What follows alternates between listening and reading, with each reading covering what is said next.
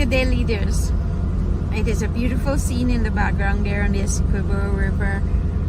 And I thought of a few days back, I started talking about this whole aspect of emotional intelligence. And I think some part my internet went off or the signal got dropped or something. And I could not complete it what I wanted to say. But you know, many companies are looking now for people not only with IQ, but a lot on the EQ aspect of how can people handle their emotions and how do they able to get along with others, what kind of relationship are they able to build and sustain.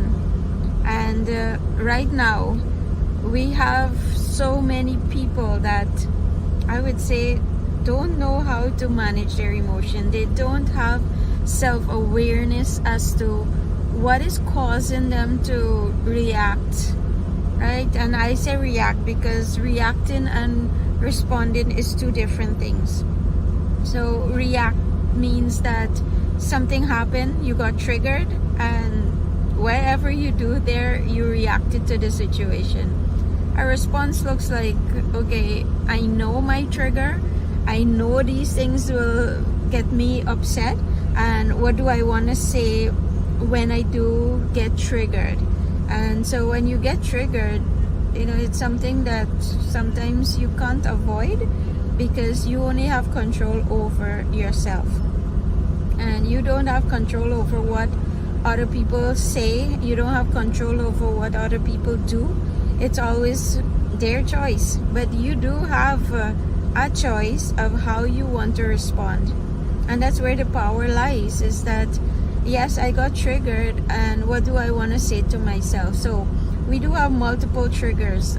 One trigger for me, it's driving and somebody behind me blowing their head off when someone in front of me is crossing the road per se.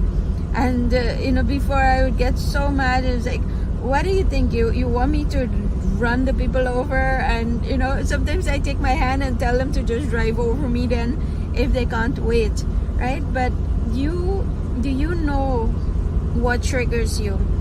And this is calling for a high self-awareness to understand what is it that causes me to get upset.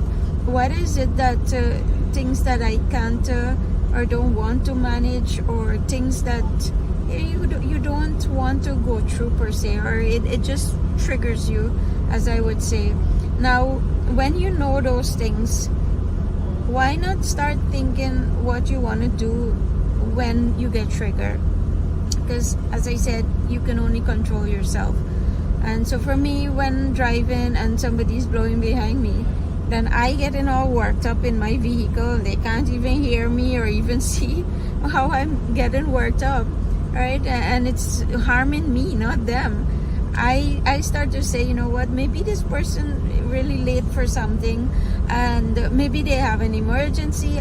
I don't know, something along that line. I would just make an excuse for them so that I don't get upset, right? But then look at all the things that might be upsetting for you, and how do you want to show up? How do you want to deal with it?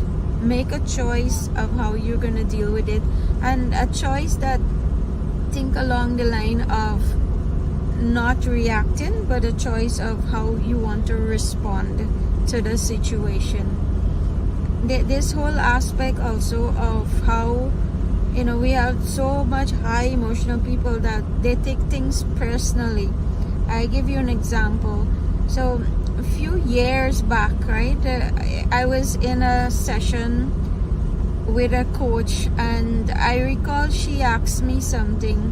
She said to me that, you know, Shanti, well, she asked, do I want to reach, you know, in my life to a point where I wouldn't have no connection with my girls, and because I'm always, you know, busy doing this, doing that, and I thought to myself, no, I want to know that my daughters them grew with me and we have a good relationship.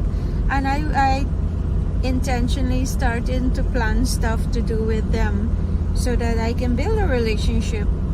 And I'm thinking now, if I'm to use an example like that with a high emotional person, you know what they would say to me? Shanti, don't bring my family into this conversation. When it was just gonna be a simple little example to help you see something from a different angle.